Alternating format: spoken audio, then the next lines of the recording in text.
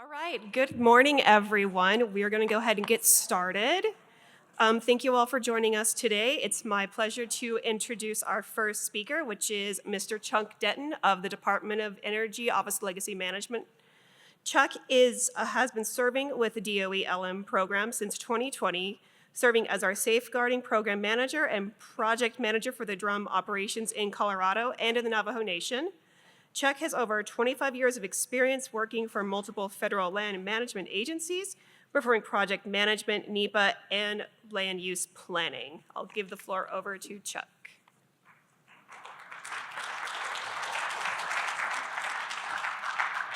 Thank you so much, Rachel. Mic check, everything good back there? All right.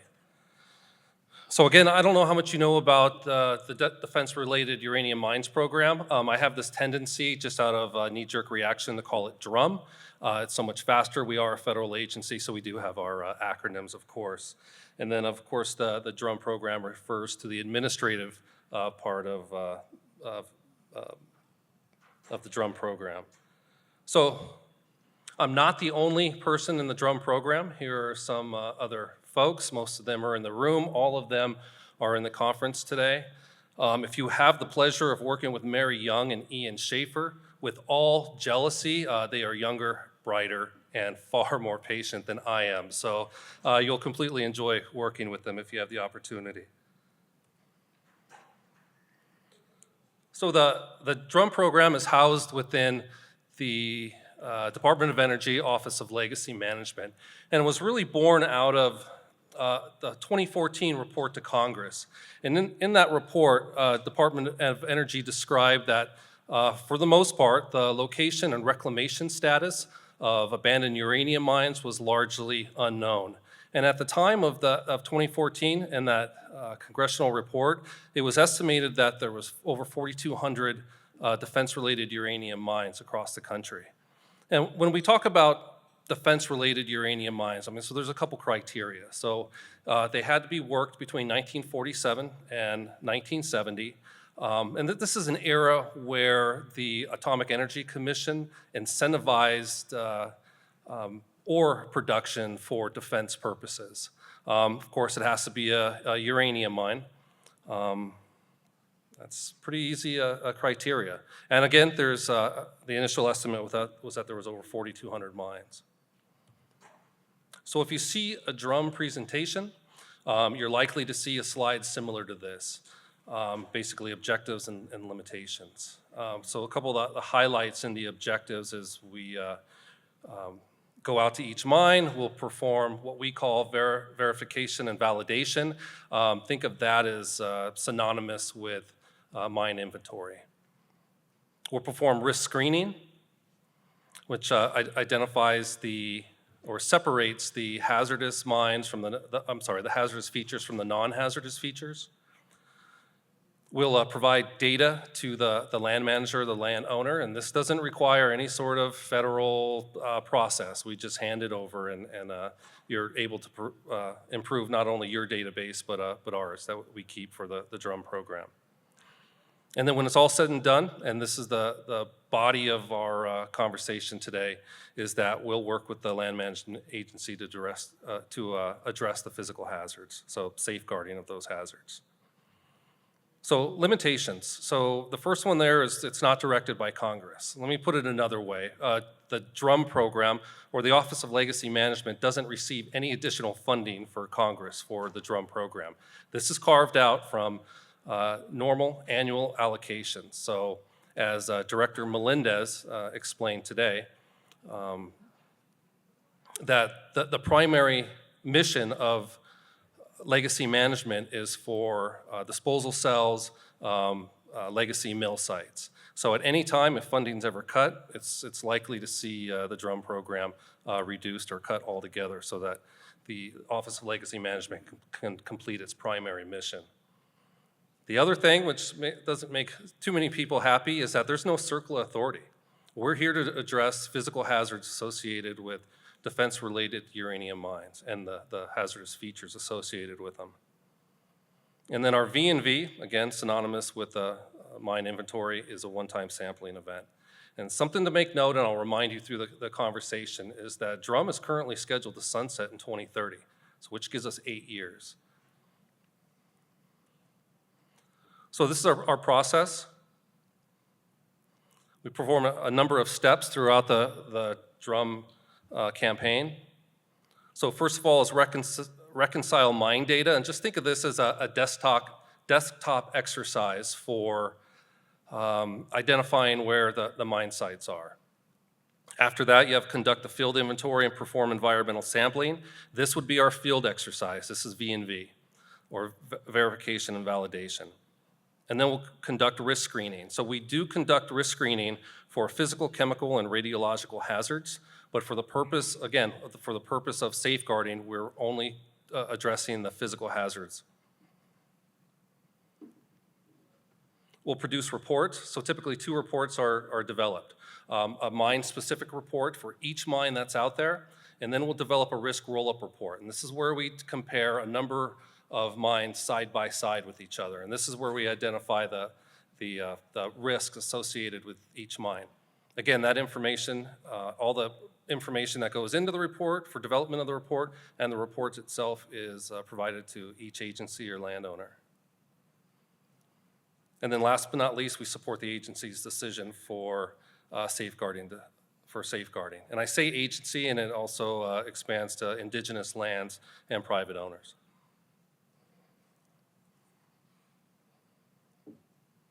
So I'll give you a second to look at this map. This is a location of drum mines. I don't know where you're all from. If you're familiar with drum, I would imagine if you're a federal land manager or a tribal organization located in Colorado or Utah, you'd be pretty familiar with this map. So looking at the pie chart in the bottom left-hand corner, you can see that Utah and Colorado jockey for position for the most drum sites by state, with Colorado narrowly beating out Utah. Additionally, there's other states with a significant number of defense-related uranium mines. So moving to the pie chart on the right, you can see how it's separated by land management. So federal land managers occupy a vast majority of drum sites.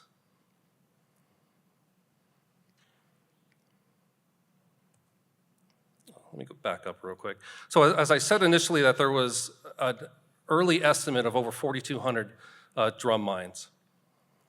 We now know that there's just over 3,300, and that comes from our reconciliation process. So as I mentioned, the desktop exercise, looking at charts and uranium leasing records and ore records. And so a lot of those were, or a significant number, about 1,000, were duplicate ore records, for instance. So now we know that there's just over 3,300 drum.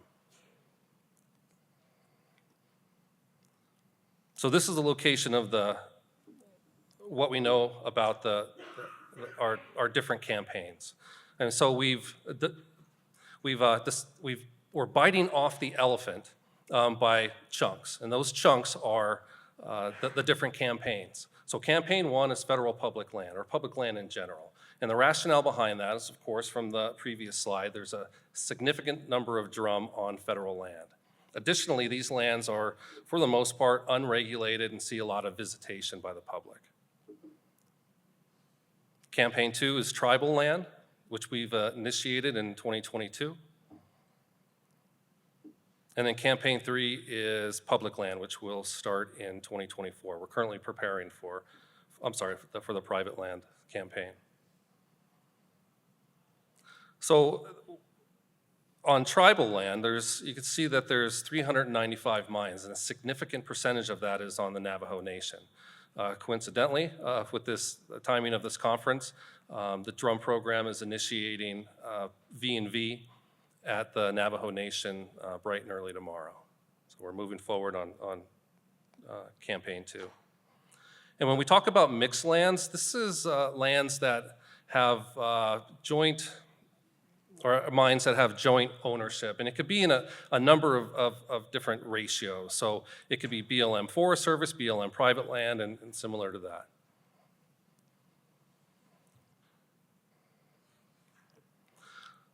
So now let's talk about safeguarding. So the picture depicted, or the picture in here is a mine rescue operation in Utah. And I believe that everybody in this room doesn't want to experience something like this associated with their lands. And if you look at the photograph on the left, that is a shaft at ground level.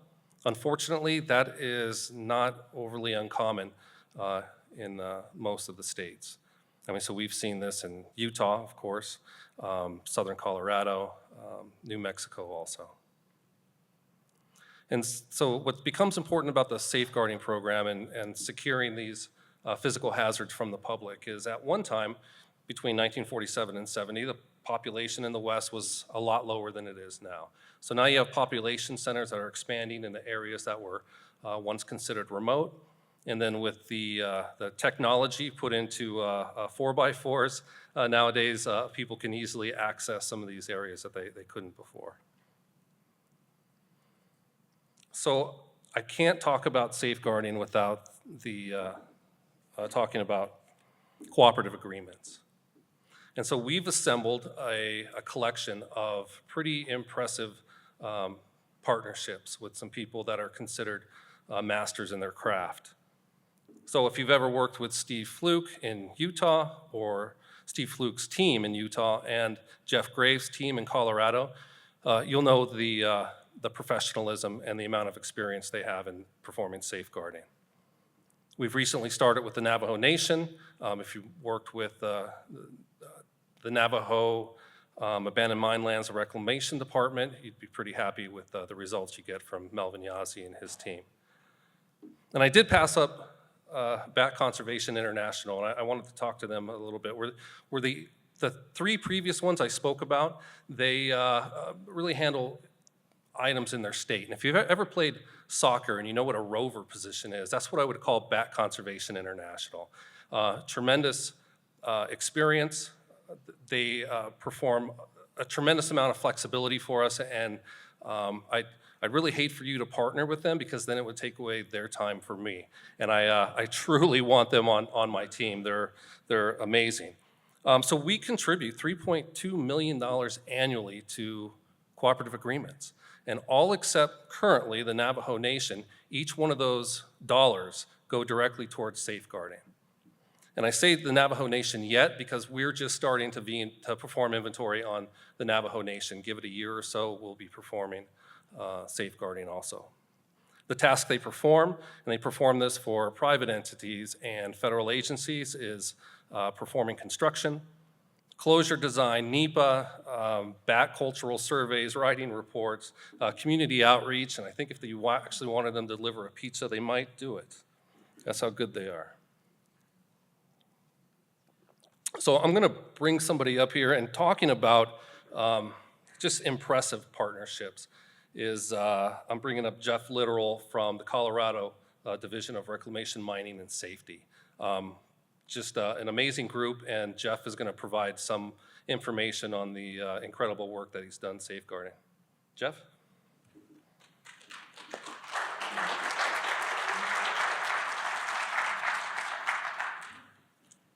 Hello. Yeah, the session is called Partnerships, and we're very fortunate to be able to partner with DOE, and we also want to thank them for their sponsorship of the conference. We at DRMS have been safeguarding mines for 20, 30 years now. 40, yeah, sorry. I know it's been a long time. I see some gray hair in the room. People have been doing this for longer than I have, but I've been doing it for about a dozen years. Mainly out in the Uravan Mineral Belt, what we call the west end of San Miguel, Montrose, and here in where we're in Mesa County. Typically on BLM land, work with the Uncompahgre field office, Tres Rios and Grand Junction field offices with the BLM, and then we've done some private projects as well. And at one time, one of the BLM AML lead staff is like, we've safeguarded every mine in our field office. And we kind of knew that wasn't true, and along comes DOE and Drum and their teams doing the inventory work. And I think there's a presentation on that after this in another session room, how they do their actual inventory. And they also rank the sites as being hazardous. And these new sites are a little more remote, so they require some creativity in our closure methods. We have a standard bid specification book that has different closure options, and these are just a few that we have used. This one on the far left is called the PEGI. And these remote sites we can't get supplies to. These cable nets are easily installed, and a lot of cases the rock out here in uranium country is really fractured, so it's a worker safety issue as well. We can pin those nets to the outside of the mine if we have to. And then you can see this one we've cut out for a bat window. The next mine here, Annex, we install what we call a rock bulkhead. It's just a mortar and rock. Most of the time these adits are on a cliff line, and the waste rock has been dumped over the hill and you don't have available rock, but there's enough native rock typically where we can construct these bulkheads. And you know, that's probably one of the best safeguards that we have. It's very vandalism proof.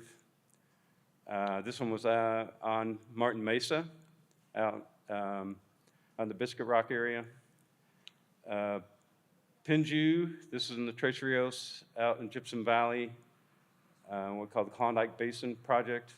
And here we use these corrugated steel pipes, CSPs we call them. They're real useful. The contractor can prefabricate those, and we can transport them to some of these more remote sites. In this case, we've constructed a rock bulkhead around that culvert, and it also is outfitted with a bat grate. And we get that information, like Chuck said, from BCI. They do the bat surveys and determine whether it needs a bat-friendly closure or not. Here's a couple of other sites we closed of triangulation. This was up in Long Park area, a little concrete lined shaft. It had a pretty sizable waste rock pile there, so we just used an excavator to backfill it. And then here's another one of those sites that the crazy fractured rock. We installed a cable net, and in this case it was a leasee from a claimant wanted an access door, so we pinned an access door here on the edge of the cable net.